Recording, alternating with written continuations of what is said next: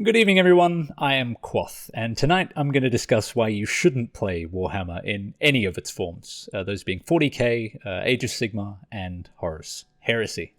Now, the target of this video will be those who are new to Warhammer and are either thinking of purchasing models and starting the hobby, or those who have recently begun the hobby and have already purchased some models. This video will also apply to those who've been hobbying for longer and are more familiar with Games Workshop, although you are likely more familiar with what I'm going to discuss today. Why is this the target audience for this video? Why am I invested in getting newcomers to not play Warhammer? Well, first off, I do want you to play Warhammer. I just think you shouldn't, and that if you do, I want you to be smart about it. I play Warhammer, I collect models, and I'm invested in the future of the hobby. However, I also believe that Games Workshop is not providing good service to its customers. Its models, while highly detailed, are ridiculously overpriced, and the state of balance in their rule sets is a joke. Not to mention the speed at which rules go out of date, and thus money is wasted by the consumer on rulebooks that they purchase. Games Workshop are not good custodians of the hobby, and they're taking advantage of the monopoly that they have to squeeze every bit of money they can get away with from their customers. Where do newcomers fit into this? Well, I want to combat Games Workshop in the only way that I can, by boycotting their products and by convincing others to do the same. Games Workshop makes money across all of their products, but they track the growth of the hobby by the sales of edition starter sets and start collecting boxes. This gives them an indicator of the upward trend of people within the hobby.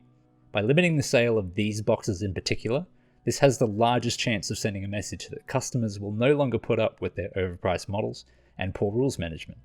That's my motive laid out. If you want to stick around, I'll dive into some of the reasons I believe purchasing Warhammer models and supporting Games Workshop is not necessary, and why you shouldn't.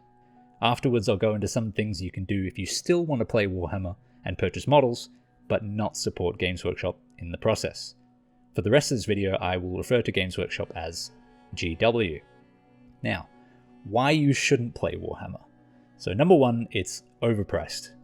Especially here in Australia, the models are sold at an exorbitant price that any who aren't conditioned to accept these prices would laugh when you told them how much those little bits of plastic were worth. One of the worst practices GW has cottoned onto lately is limited time only fear of missing out models, or FOMO models. These are unique sculpted models, usually of a better quality than standard character models, sold for a short time and at one price only. This means that if you want the model, you have one choice: to buy the model from them, since no one besides scalpers will be selling off those models. And if the idea of model scalpers doesn't give you a sad chuckle, then I don't know what will. It's not just the models though. The rulebooks and codexes are expensive, slightly more justifiably since they do contain a lot of new artwork and writing, but still overpriced. There are other model games that are far more reasonably priced for the amount of plastic or other materials that you're getting, but since nothing directly competes with Warhammer, GW insists on exploiting that fact to the detriment of its customers. Now, number two, there are alternatives. Warhammer is a multifaceted hobby. Depending on which components you're interested in, there are alternatives that could satisfy you instead of Warhammer. For painting and modeling, any other tabletop wargame can satisfy that itch. Even most larger board games now come with miniatures to paint and play with. Dungeons & Dragons have a great set of fantasy miniatures to paint for enjoyment, and Battletech minis are great for sci-fi lovers. For those looking for alternate tabletop game systems, there's a vast array, the most popular being Bolt Action, Flames of War, X-Wing, and maybe Malifaux. And if you only have a few friends you're looking to play with, getting invested in one of these smaller games would be a cheaper option for you. If you're looking for a competitive style of play, then you might have more luck with Bolt Action. That said, if you don't necessarily care about the models, and you just want to play a war game style of game, I would even suggest looking at video games like Total War. You could even get Total War Warhammer for a bit of a Warhammer experience without giving money straight to GW.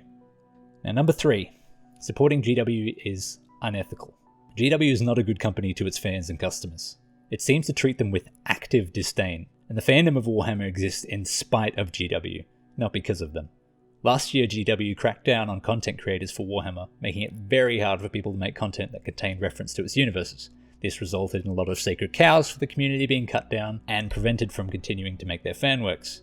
GW stores in the UK and elsewhere do not allow for games of Warhammer to be run in their store that their staff are not conducting. In addition, their staff are only allowed to run introductory games for new players to bring them into the hobby.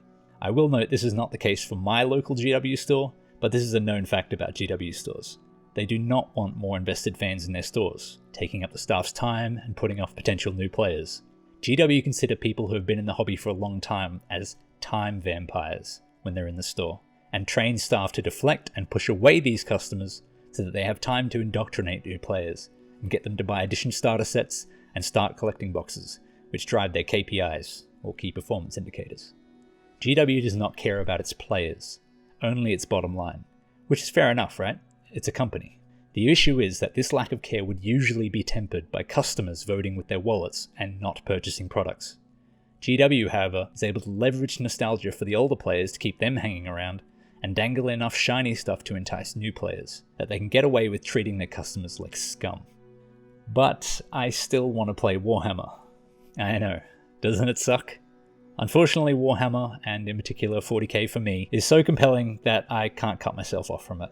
I enjoy having games with friends over drinks, and fervently discussing the lore. It has a large appeal to me, and has wormed itself a hole in my heart.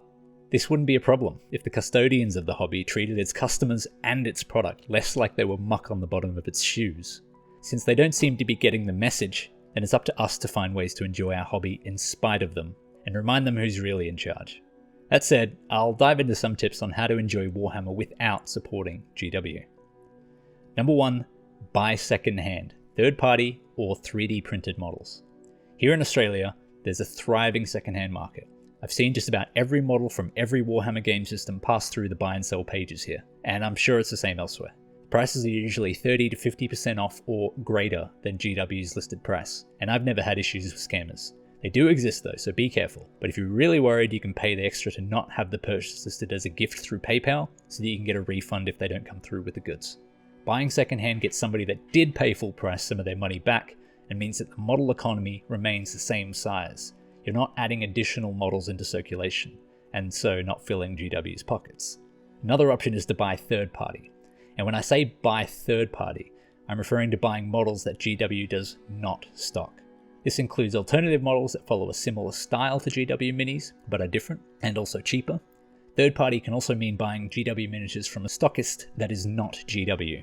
This is okay, as GW sells to the retailer at a large discount, meaning that they are selling the models to the retailer for a price that could be considered reasonable. But this is not as good as a full boycott, as GW will still receive income from the stockist ordering a replacement for the miniatures that you purchase. Do, however, support your third-party retailers and friendly local game stores. Where possible, they are a blessing. The last option is 3D printing GW's miniatures, either yourself, through a friend, or purchasing printed models. This is a good option as you get the models that you want, but paying a reasonable price for them. There are issues with this, as sometimes the quality of 3D printed miniatures can be poor, but it depends on the printer and the skill of the user. Now, number 2, use free rules. The other component of Warhammer is the price of the rules. You pay for the rulebooks and the codexes or battle tomes, any FAQs or updates, and half the things you buy are out of date by the time they reach your hands, and they cost you an arm and a leg to begin with. So screw that, use free rules. Warhampedia is a free rules site for 40k and Age of Sigmar. Battlescribe is a tool you can use to build lists for 40k and Age of Sigmar, and both of these are free to use, and you can play all the games you want without having to pick up a rulebook. Horus Heresy is different. Until something else is found, you can get by okay with just Battlescribe, but Warhampedia doesn't have Horus Heresy rules yet, so you may have to get a rulebook for that, as the rules are pretty dense for Horus Heresy. If you do, remember, buy second-hand or from a third-party retailer. There's also an alternative rule system for 40k and potentially Horus Heresy called one-page rules. This is a good system that simplifies the rules down, makes the game more accessible, while also maintaining list-building depth, and it's also not governed by GW. Number 3, play on Tabletop Simulator. This software allows you to emulate any board or tabletop game, and there's enough maintained support that you can play 40k, Age of Sigmar, or even Horus Heresy without purchasing anything besides the game. If you're only looking to play Warhammer and don't care about the modeling, painting, or collecting aspect, this is a great, extremely cheap option. So that's it. That's all I have for today. Having Warhammer as a hobby is complicated. I've never felt as conflicted about enjoying something as I do this hobby. I was driven to make this video because I found a way to justify my hobby to myself in a way that I could still enjoy it while opposing its creators. Ultimately, I just want more reasonable prices. Having the prices so high makes it hard to justify getting friends into the hobby, as I know the amount of money they're going to have to spend. The prices stifle the growth of the hobby. The rules are getting better, and it seems that GW are adapting slowly, but the state of Age of Sigmar is still a sloppy mess, way worse than 40k. I'm hopeful that with this video and this sentiment that others already share, we can force GW to take action. I know it's unlikely, but it's better than doing nothing and expecting it to change, or giving up on it. Thanks for listening. This video was interesting to make. It's awoken a bit of passion in me for other topics that are GW related. I'll probably do a companion video to this as why you should play Warhammer, because I do think there are positives despite this video. So I guess you can subscribe if you want to be notified when that comes out. If you got somebody that you know that is thinking about getting into Warhammer, please send them this video. Like I said, I don't necessarily want to put people off it, it's just I want people to be more aware and purchase smarter. If you've got any corrections for me or tips, leave a comment. This is new to me, so feedback is really valuable at the moment. Anyway, that's all I've got to say for today. Signing off.